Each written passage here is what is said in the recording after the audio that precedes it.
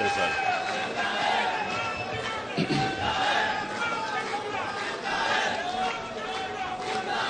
بسم اللہ الرحمن الرحیم. ایاک نعبد و ایاک نستعین. بس بس بس بس سنیں. بس بس بس. اچھا جی، میں سب سے پہلے ILF آپ کو خراج تحسین پیش کرتا ہوں. جو ابھی قاضی صاحب آپ نے سب کو اکٹھا بھی کیا، اور آج یہاں اس فنکشن کے اندر مجھے موقع دیا اپنی وکلا کمیونٹی ILF آپ سے بات کرنے کا. اور یہ وہ پاکستان کا تاریخ کا وہ مرحلہ ہے جس میں مجھے اپنے وکلا برادری کی سب سے زیادہ ضرورت ہے. آپ کی ضرورت ہے، کیونکہ سنیں آج آپ نے ذرا بڑا غور سے میری بات سنی ہے. یہ جو آپ ایک منٹ کوئی نعرہ نہیں اب آپ لگانا، کوئی نعرہ نہ لگانا. جب میں تقریر ختم کروں گا تب آپ کو اجازت دوں گا. اچھا اب سنیں، یہ بڑا ضروری ہے آپ کے لیے. یہاں نوجوان بھی ہیں، مستقبل آپ کا ہے، تو آپ نے میرے بڑے غور سے بات سننی ہے. ایک اوپر آج جو آپ نے لکھا ہوا ہے سپریمیسی آف کانسٹیٹیوشن، آئین کی بالادستی. اس کو سمجھنا ہے کہ جب تک ایک قوم انصاف کے لیے جدوجہد نہیں کرتی، جب تک ایک قوم انصاف کے لیے جہاد نہیں کرتی. یہ یاد رکھے، اللہ نے قرآن میں کہا ہوا ہے کہ میری زمین پہ نکل کے دیکھو کتنی قومیں تباہ ہو گئیں جو میرے حکم پہ نہیں چلی. اللہ کا سب سے بڑا حکم کہ میری زمین پہ انصاف قائم کرو. یہ جو آپ نے سپریمیسی آف کانسٹیٹیوشن لکھا ہوا ہے، اس کا مطلب ہی انصاف ہے. سپریمیسی آف کانسٹیٹیوشن کا مطلب یہ ہے کہ جو آئین آپ کو قانون دیتا ہے کہ کن قوانین کے مطابق ملک چلے گا، وہ آپ کو انصاف ایسے دیتا ہے کہ وہ کمزور طبقے کو تحفظ دیتا ہے طاقتور سے. یہ آپ نے بڑا ضروری میری آج بات سننی ہے، کیونکہ مجھے بہت رنج ہے جو کل ایک اس ملک کا، میں کیا کہوں کہ صحافت کے اندر اگر میں کسی کی سب سے زیادہ ریسپیکٹ کرتا تھا وہ ارشد شریف، جس کو شہید کیا گیا. اور یہ سمجھنا ہے کہ یہ کیا ہوا ہے، اس کا فنومنا سمجھنا ہے آپ نے. اب میرے سامنے آپ وہ لوگ بیٹھے ہوئے ہیں جنہوں نے اس ملک کے انصاف کے نظام کی حفاظت کرنی ہے. اب سنیں کہ انسانی معاشرے اور جانوروں کے معاشرے میں کیا فرق ہے، یہ سمجھنا ہے آپ نے. میں کوئی اسلام کا اسکالر نہیں ہوں، لیکن جتنی میں نے تاریخ پڑھی ہے اور میں نے اپنا دین پڑھا ہے، انسان کے معاشرے میں اور جانوروں کے معاشرے میں سب سے زیادہ فرق ایک ہی ہے. جانوروں کے معاشرے میں انصاف نہیں ہے. وہاں جس کی طاقت جنگل کا قانون ہے، جس کی طاقت اس کا حکمرانی. شہر حکمران ہے کیونکہ طاقتور ہے. سب سے جو کمزور ہوتا ہے وہ بیچارہ چھپتا پھرتا ہے، کوئی تحفظ نہیں ہے. انسانی معاشرہ بنتا ہی تب ہے جب کمزور کو طاقتور سے تحفظ ملے. قانون کے سامنے سب ایک برابر ہو، اس کو انسانی معاشرہ کہتے ہیں. انگریزی میں رول آف لا کہتے ہیں. میں نے معاشرے دیکھے ہوئے ہیں. جب میں چھوٹی عمر میں برطانیہ گیا تو میں نے رول آف لا دیکھا. وہاں اور مجھے تب سمجھ آئی کہ وہ کیوں آگے نکل گئے ہیں. اور پاکستان کے اندر یہاں کبھی بھی رول آف لا نہیں تھا. وہ ملک جو علامہ اقبال جیسے ایسا بڑا ذہن، انٹلیکٹ 500 سال تک سمجھتے ہیں کہ دنیا میں اس طرح کا ذہن نہیں آیا، اس نے تصور دیا اس ملک کا. مدینہ کی ریاست کے اصولوں کے اوپر اس ملک نے کھڑا ہونا تھا. اسلامی فلاحی ریاست، تو مدینہ کی ریاست کا اصول تو نمبر 1 عدل اور انصاف تھا. میرے نبی صلی اللہ علیہ وسلم نے سب سے پہلے انصاف قائم کیا تھا، پھر خوشحالی آئی تھی. خوشحالی پہلے نہیں آئی تھی، انصاف خوشحالی لے کے آتا ہے.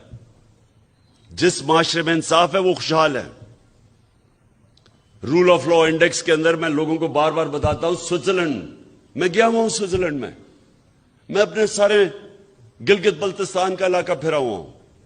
آپ یقین کریں کوئی مقابلہ نہیں ہے سوئٹزرلینڈ میں اور ہمارے گلگت بلتستان میں، خوبصورتی میں، ہر طرح. لیکن سوئٹزرلینڈ دنیا کا سب سے خوشحال طبقہ ہے، ملک کا سب سے زیادہ. کیوں؟ وہاں تو کوئی وسائل نہیں ہے، پہاڑ ہیں، ہمارے بہتر پہاڑ ہیں، خوبصورتی ہماری زیادہ خوبصورتی ہے. لیکن وہاں رول آف لا ہے، قانون کی بالادستی ہے.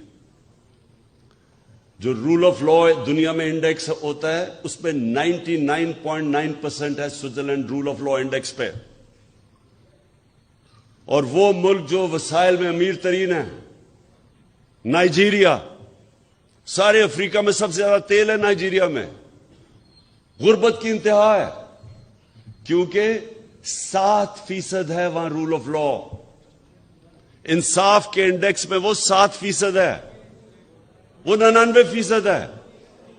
وہ خوشحال ہے. اور یہی میرے نبی نے جب مدینہ میں ریاست سیٹ اپ کی تھی تو اس لیے سب سے پہلا اصول انہوں نے رول آف لا کہا تھا کہ میری بیٹی بھی اگر جرم کرے گی تو سزا ہوگی، کوئی قانون کے اوپر نہیں ہے. اور بتایا پھر کہ تمہارے سے پہلے بڑی قومیں تباہ ہوئی، جدھر طاقتور کے لیے ایک قانون اور کمزور کے لیے دوسرا. طاقتور چوری کرے تو این آر او اور کمزور چوری کرے تو جیل میں. وہ معاشرے تباہ ہو جاتے ہیں. تو آج میں اس رول آف لا کے اوپر سب سے پہلے میں بات کرنا چاہتا ہوں ارشد شریف کی. ایک ایسا آدمی جو بھی اسے جانتا تھا، 2 گھر میں شہادتیں ہوئی تھیں، محب وطن پاکستانی. شاید ہی کوئی پاکستان کی اتنی درد رکھتا تھا جتنا یہ ارشد شریف رکھتا تھا. حق اور سچ پہ کھڑا ہوتا تھا. کس لیے؟ ضمیر کا سودا نہیں کرتا تھا.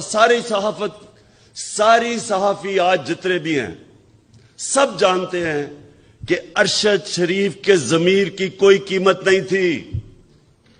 اس کو کوئی لفافہ نہیں دے سکتا تھا. سٹینڈ لینے والا تھا، حق پہ کھڑا ہو جاتا تھا. امر بالمعروف، اللہ کا حکم ہے کہ اچھائی کے ساتھ کھڑے ہو، بدی کے خلاف جہاد کرو. معاشرے کو زندہ کیا چیز رکھتی ہے؟ جب قوم کھڑی ہو جاتی ہے اچھائی کے ساتھ. جب قوم اچھائی اور برائی کے اندر فرق کرنا ختم کرتی ہے، تباہ ہو جاتی ہے قوم. اس لیے اللہ نے قرآن میں ہمیں حکم دیا ہوا ہے. کہیں اس نے اجازت نہیں دی انسان کو نیوٹرل رہنے کی، کہیں اجازت نہیں دی. اور ارشد شریف وہ آدمی تھا جو سچ پہ کھڑا ہو جاتا تھا، پاکستان کے انٹرسٹ کے لیے کھڑا ہو جاتا تھا. میرے سے کئی دفعہ اس نے میرے اتنی تنقید کی میری، جب وہ سمجھتا تھا کہ میں غلط کر رہا ہوں. کسی مافیا کو نہیں بخشتا تھا. اپنے پروگرام میں بار بار یہ جو 2 لٹیرے خاندان جنہوں نے ملک کو 30 سال سے لوٹا ہے، ہر پروگرام میں ان کو ننگا کرتا تھا، ثبوت کے ساتھ. دھمکیاں ملتی تھیں، پیسے کی آفر ملتی تھی. لیکن نہ اس کو کوئی خرید سکتا تھا نہ ڈرا سکتا تھا.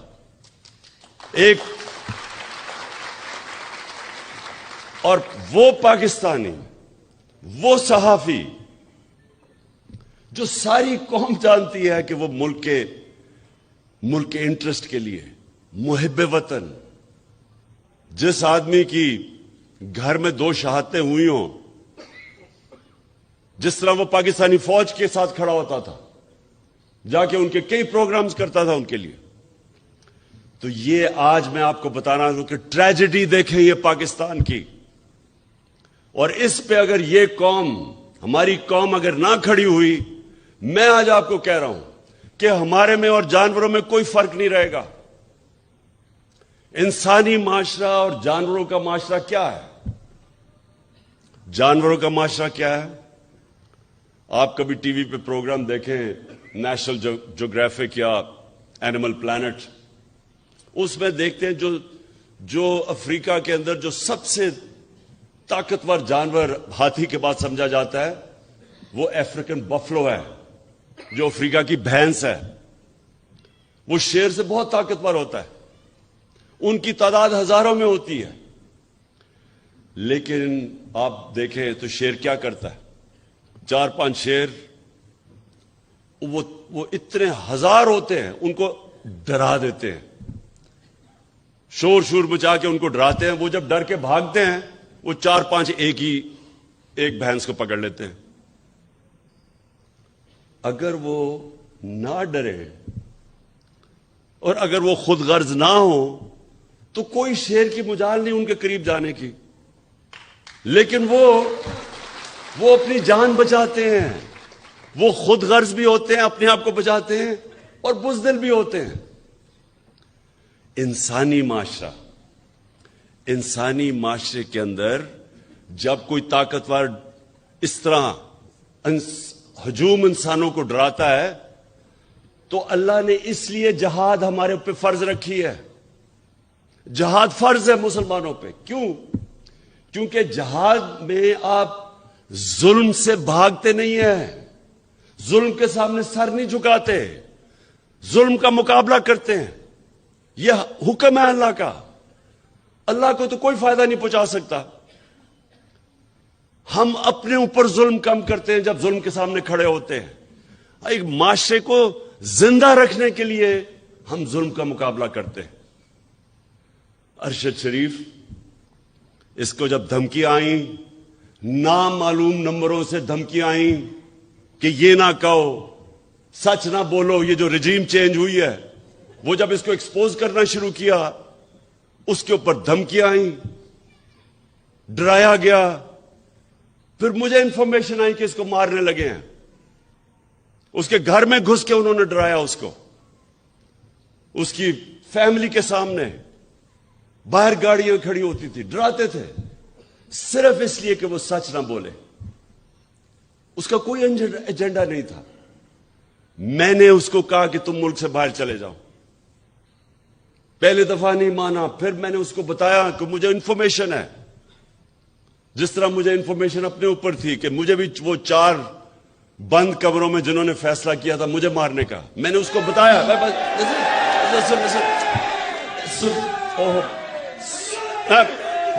بس دیکھیں، تو وہ جب ملک چھوڑ کے گیا،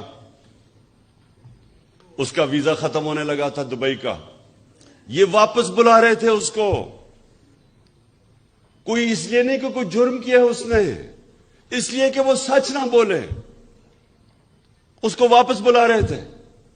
اور وہی کرنا تھا اس سے جو انہوں نے اعظم سواتی کو بند کمرے کے اندر ننگا کر کے اس کے اوپر تشدد کیا.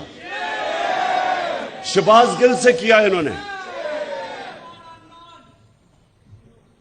جمیل فاروقی، ایک رپورٹر جرنلسٹ، اس کو انہوں نے کیا. سینئر صحافی، وہ ملک چھوڑ کے بھاگ گیا، صابر شاکر، اس کو دھمکیاں دی. یہ وہ لوگ ہیں. ایاز امیر، اس قوم اس کو 30 سال سے جانتی ہے، ریسپیکٹڈ جرنلسٹ. ان کے پیچھے پڑ گئے کہ کسی طرح ڈرا کے ان کو دھمکائیں اور خوف زدہ کریں.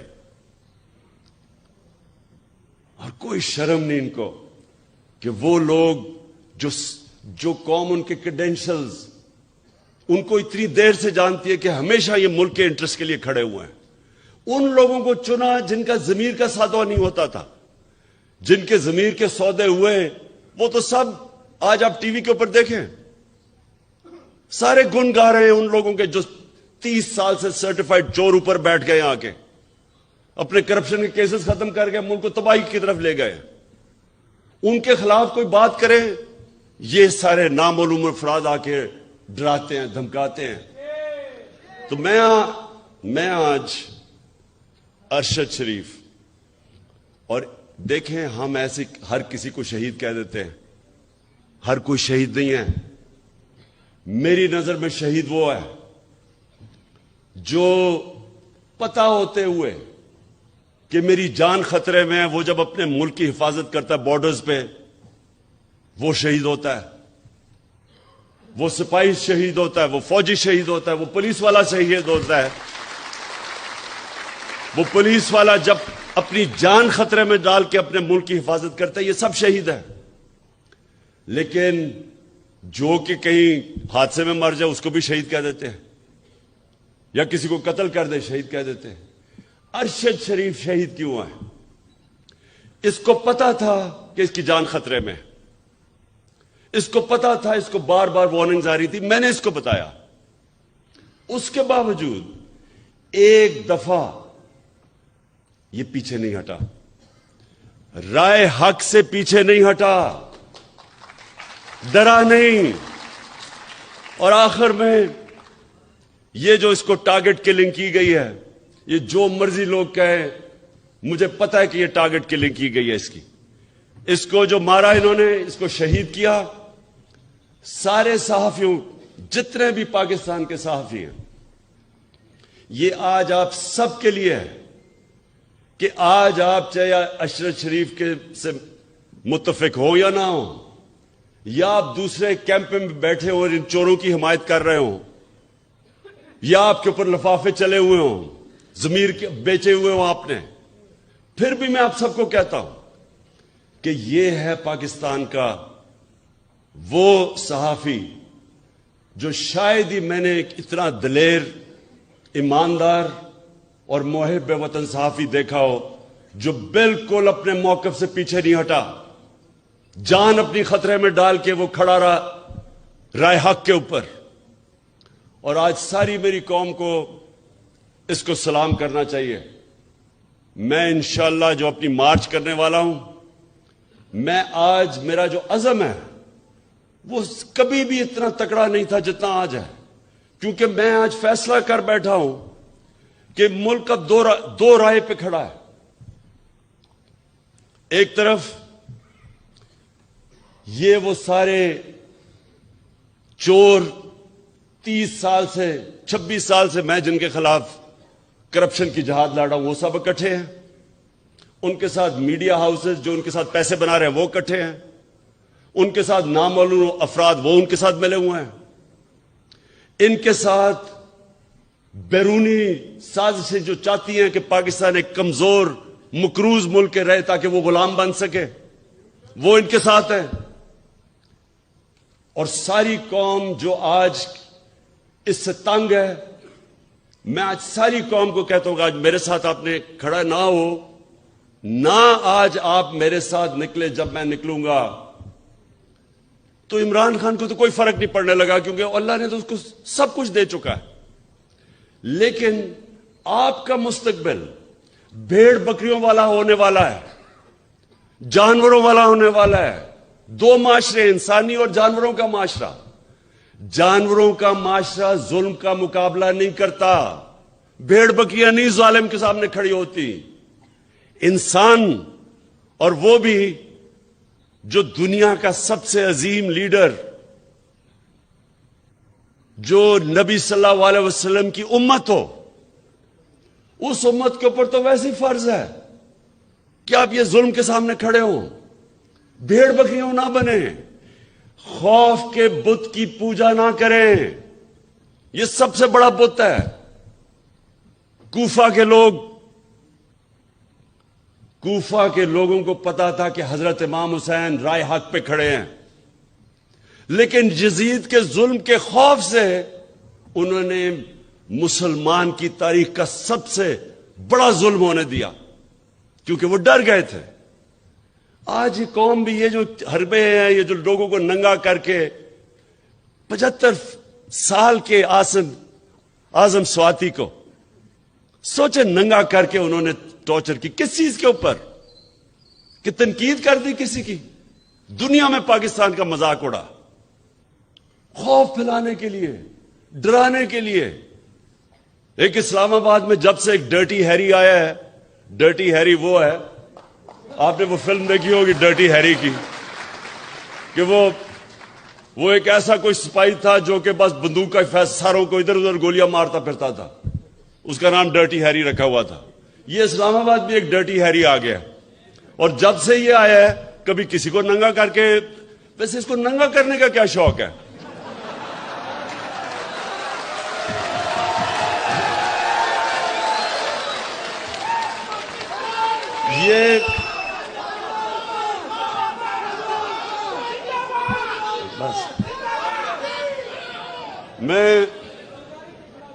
یہ وہ لوگ، میرے پاکستان کی وکلا برادری، یہ جو مرحلے پہ ہمارا ملک کھڑا ہے، یہ آپ سب کے لیے چیلنج ہے۔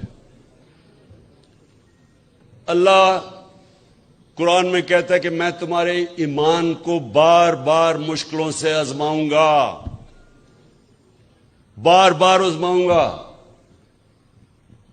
وہ کیوں کہتا ہے؟ لا الہ الا اللہ محمد رسول اللہ پڑھا تو میں کہا جی میں مسلمان ہو گیا بس، لیکن وہ کہتا ہے میں تمہارے ایمان کو آزماؤں گا مشکلوں سے، تاکہ پتہ چلے کہ کتنے پانی میں ہے۔ یہ ہے اب اس ملک کے لوگوں کی ایمان کی آزمائش۔ لا الہ الا اللہ کے نعرے پہ ملک بنا تھا۔ اللہ ہم تیرے سوا کسی کے سامنے نہیں جھکتے، کیا ہم اب یہ ظلم کے بت کے سامنے جھکیں گے؟